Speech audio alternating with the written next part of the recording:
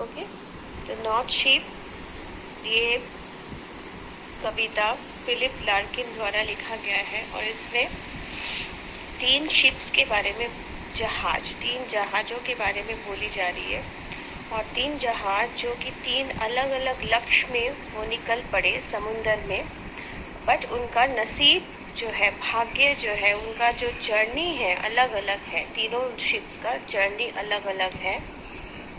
ये है surface meaning कविता का, लेकिन डीपर मीनिंग, इनर मीनिंग या बिटवीन द लाइंस मीनिंग कुछ अलग है। ये इंसानों के विषय में बोला जा रहा है। 3 प्रकार के इंसान हैं जो कि अलग अलग डेस्टिनेशन मतलब अलग अलग लक्ष्य में काम करके निकल जाते हैं। 3 प्रकार के इंसान होते हैं। कोई अपना काम करके जो भी फल मिलता है बहुत खुश हो जाते हैं और उनको अच्छा कुछ परिणाम मिलता है तो वो खुश होते हैं अपने परिणाम से, और कुछ हो जाते हैं कुछ इंसान जो काम करके उसका अपना फल नहीं मिलता उतना उसी तरह से, और वो बहुत निराश हो जाते हैं। तीसरे प्रकार के इंसान हैं जो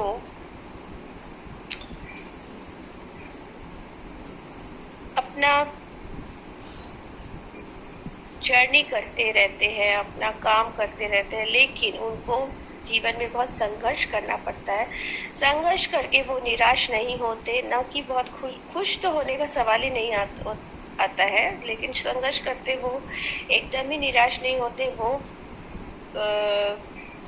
फाइट करते रहते हैं और फाइट करके अपना लक्ष्य को कंप्लीट करते हैं। ये कवि अपने से तुलना कर रहे हैं, क्योंकि कवि भी अपने खुद भी वैसे ही थे, क्योंकि कवि जो थे वो अपना जो कविता लिखे थे नॉर्थ शिप, उनको एकदम ही सराहना प्रशंसा नहीं मिला था। दूसरे जो कवि है, सीनियर कवि जो है, उनसे बहुत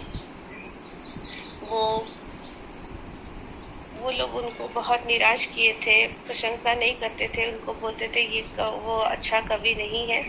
लेकिन वो निराश नहीं हुए, वो लिखते गए जिंदगी में और बाद में बहुत फेमस हुए, फिलिप लार्किन। तो ये तीसरा जो जहाज था नॉर्थ शिप, ये नॉर्थ शिप की कहानी है जो इंसान के जिंदगी में भी इसका तुलना किया गया है। I saw 3 ships go sailing by over the sea, the lifting sea. मैंने देखा 3 जहाज जो सेल करके जा रही है, अपना जर्नी कर रही है ओवर द समुंदर के ऊपर। द लिफ्टिंग सी, समुंदर कैसा था, लिफ्टिंग थी, वो बहुत ही अच्छा, उसका लहरें थी, वो एकदम लिफ्ट करके जहाज़ों को लेके जा रही थी। And the wind rose in the morning sky, और हवा बहुत शानदार था और सुबह का हवा बहुत ज़ोरदार था, एकदम फूल के हवा चल रही थी। And one was rigged for a long journey, और एक जहाज़ थी वो प्रिपेयर थी, वो तैयार थी एकदम बहुत दूर जर्नी करने के लिए। वो पूरा प्रिपेयर होके बंदोबस्त करके निकली थी। तीनों जहाज में से एक जहाज। And the first ship turn towards the west, पहला जो जहाज है वो वेस्ट की तरफ वो चल पड़ी। ओवर द सी, कैसा था उसको समुंदर का condition, over the sea the running sea जो था वो रनिंग सी, वो बहुत फ्लोइंग थी, वो फ्लो कर रही थी, बह रही थी अच्छे से। And by the wind was all possessed and carried to a rich country, और हवा जो था वो जो विंड जो था वो जहाज को वश में करके रखा था। पोजेस करना माने वश करना, पोजेस करके रखा था और करके उसको एक बड़ा अमीर कंट्री में, वो देश में लेके गई। जो हवा थी मतलब एकदम उसका व्यापार करने के लिए बहुत एकदम उपयुक्त जगह में उसको लेके गया, माने विंड ने जहाज को ले गई। सेकेंड शिप की कहानी पढ़ते हैं। Second turn towards the east, second ship east की तरफ चल पड़ी। ओवर द सी द क्वेकिंग सी, कांपते हुए समुंदर में, समुंदर की हवा, समुंदर कैसा था, क्वेकिंग, कांपना, थरथराना। And the wind haunted it like a beast, और विंड ने उसको एकदम एक राक्षस की तरह जकड़ लिया और उसको एकदम बंदी बना दिया। कैप्टिविटी मैंने बंदी बनाना, उसको प्रिजन कर दिया, उसको एकदम उसको लंगट लंगट टानने के लिए वो मजबूर कर दिया, और शिप जो है वो रुक गया एक किसी कंट्री में, किसी देश में शिप को रोका गया विंड के द्वारा।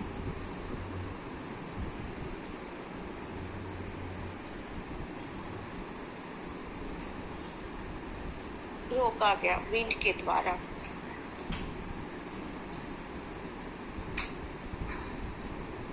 तीसरी शिप के बारे में पढ़ते हैं। The third ship drove towards the north. Third ship जो है नॉर्थ की तरफ जा गई।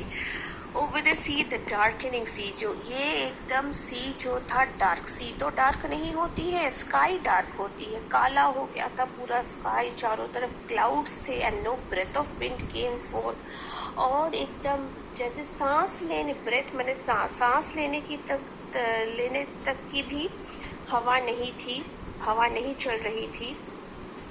एंड द डेक्स शोन फ्रॉस्टली, और जो खड़ा होने का, शिप्स के ऊपर जो खड़ा होने का जो जगह होता है उसको बोलता है डेक्स, वो एकदम वो चमक रहा था बर्फ के टुकड़ों से, फ्रॉस्ट की वजह से। फ्रॉस्ट होता है ना, थोड़ा थोड़ा गीला गीला, वो बर्फ के टुकड़ों से वो बर्फ पड़ गया था पूरा जहाज के ऊपर। इतना ठंडा था नॉर्थ के साइड में।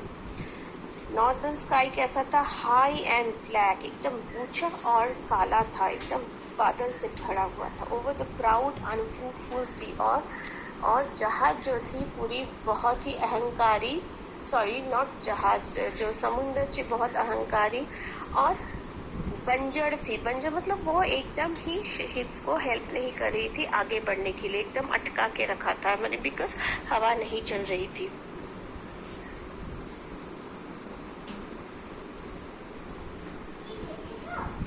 East and west the ships came back happily और अनहैप्पीली। ईस्ट के इस तरफ जाने वाली शिप और वेस्ट की तरफ जाने वाली शिप दोनों वापस आ गए। कोई हैप्पी है तो कोई नाखुश है। एक याद है, ईस्ट वाली शिप चली गई थी ब्रिज कंट्री में, और दूसरी शिप जो वेस्ट वाली शिप वो चली गई थी एक मतलब उसको बंदी बनाया गया था, तो वो भी वापस आ गया अपने जगह पे जहाँ से वो शुरू की थी जर्नी। बट कोई शिप में भी खुश है, कोई दूसरी शिप एक नाखुश है। But the third went wide and far. तीसरी शिप जो नॉर्थ वाली शिप है वो जाती गई, चलती गई दूर दूर तक, फार दूर, into an unforgiving sea। और सी जो था, समुद्र की लहरें थी, उसकी उसके लिए हेल्पफुल एकदम नहीं थी, उसके लिए बहुत ही बाधाएं सृष्टि कर रही थी। Under a fire spilling star, जो स्टार होती है वो मानी जाती है उनको हेल्प करती हमको हेल्प करती है, वो डायरेक्शन दिखाती है, ब्राइटनेस दिखाती है, पॉजिटिविटी दिखाती है। पॉजिटिविटी हम लोग के लिए पॉजिटिविटी का प्रतीक है। लेकिन यहाँ पे जो है थर्ड शिप के लिए वो किसके अंडर में सेल कर रही थी? फायर स्पिलिंग स्टार, मतलब जिससे फायर निकलती है, मतलब उसके लिए सभी चीज, वो हवा बोलो, सी बोलो, स्टार बोलो, सभी उसके प्रतिकूल एकदम ही है। वो एकदम ही प्रतिकूल नहीं थी, वो अगेंस्ट में थी, सब फेवरेबल नहीं था, उसके अगेंस्ट में थे, सब उसके लिए बाधाएं सृष्टि कर दी। स्टार बोलो या तो सी बोलो, सभी थर्ड शिप के लिए। लेकिन but and it was writ for a long journey, but वो किसी की बाधा, चाहे वो स्टार, चाहे वो सी, चाहे वो हवा हो, वो किसी की बाधा नहीं मानी। वो तीसरी शिप वो चलती गई, लॉन्ग जर्नी के लिए वो तैयार होके निकली थी, तो वो किसी की बाधा नहीं मानी। यहाँ पे कवि अपने तरफ इशारा करे कि वो बहुत सारे कवियों का बाधा माने थे, बहुत निंदा सुनी थी, लेकिन वो नहीं माने। वो लिखते गए, सृष्टि करते गए कविता, और बाद में अंत में उनको डेफिनेटली बहुत सारा प्रशंसा मिला सारी दुनिया से। जैसे कि हम लोग अभी पढ़ रहे 9 में ये वाली कविता, तो डेफिनेटली उनको ये कविता का सराहना मिला, इसीलिए ना पढ़ रहे हैं। तो इसीलिए मैंने कवि बोलना चाहते हैं कि चाहे तुम्हें, तो हम लोग को तीसरे शिप की तरह होना चाहिए, नॉर्थ शिप की तरह होना चाहिए। चाहे हमको जितना भी बाधा मिले, हम लोग को फाइट करनी चाहिए, हम लोग को हमारे अंदर एकदम ताकत बनानी चाहिए मानसिक रूप में, कि हमको जितने भी बाधा मिले बट हम लोग फाइट करेंगे तो अवश्य अपना लक्ष्य प्राप्त कर सकते हैं।